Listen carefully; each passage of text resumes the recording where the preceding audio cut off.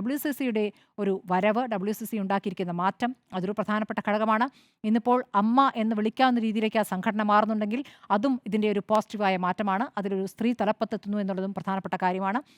അതോടൊപ്പം തന്നെ Hema committee report, അതായത് സിനിമാ മേഖലയിലെ മോശം പ്രവണതകൾക്കെതിരെ ഹേമ കമ്മിറ്റി റിപ്പോർട്ട് തയ്യാറാക്കുന്നു. അതിൽ റിപ്പോർട്ടിൽ പറയുന്ന കാര്യങ്ങൾ പുറത്തേക്ക് വരുമോ എന്നുള്ള, പുറത്തേക്ക് വരേണ്ടതുണ്ടോ, അല്ലെങ്കിൽ അതിൽ ഒരു മാറ്റം വരുത്താൻ മാത്രം ഉദ്ദേശിച്ചുള്ളതാണോ എന്നുള്ള ചർച്ചകളും ഇവിടെ നടക്കുന്നുണ്ടായിരുന്നു. പക്ഷേ അതിൽ ക്രിമിനൽ സ്വഭാവത്തോടു കൂടി പ്രവർത്തിച്ചവർ, അവരുടെ പേര് പുറത്തു വരേണ്ടതായിരുന്നു എന്ന അഭിപ്രായമാണ് എനിക്കുള്ളത്. അവർ അങ്ങനെ തുടരാൻ അർഹരല്ല എന്ന അഭിപ്രായമാണ് എനിക്കുള്ളത്. പക്ഷേ ഈ പറഞ്ഞ പരാതികൾ പറഞ്ഞതും മൊഴികൾ കൊടുത്തവരുമായ പലരും അത് ആഗ്രഹിക്കുന്നില്ലായിരുന്നു. ഈ പ്രവണതയ്ക്ക് ഒരു മാറ്റം വന്നാൽ മതി എന്ന് ആഗ്രഹിക്കുന്ന രൂപത്തിലേക്ക് അത് മാറി. ഏതായാലും ഹേമ കമ്മിറ്റി റിപ്പോർട്ടിന്റെ അടിസ്ഥാനത്തിൽ ഇപ്പോൾ സിനിമാ സെറ്റുകളിലൊക്കെ വലിയ രൂപത്തിലുള്ള മാറ്റമുണ്ടായിരിക്കുന്നു. അവൾ എന്ന് നമ്മൾ വിളിക്കുന്ന അതിജീവിത ഇപ്പോൾ വളരെ വളരെ ആത്മവിശ്വാസത്തോടു കൂടി ഈ സമൂഹത്തിലുണ്ട്, പൊതുസമൂഹത്തിൽ പ്രവർത്തിക്കുന്നുണ്ട്. മാത്രമല്ല പൊതുസമൂഹത്തിൽ തന്നെ ഒരു മാറ്റം വന്നിട്ടില്ലേ? നമ്മളിപ്പോൾ കേട്ട പ്രതികരണങ്ങൾ നോക്കൂ. എല്ലാവരും അവൾക്കൊപ്പമാണ് നിൽക്കുന്നത്.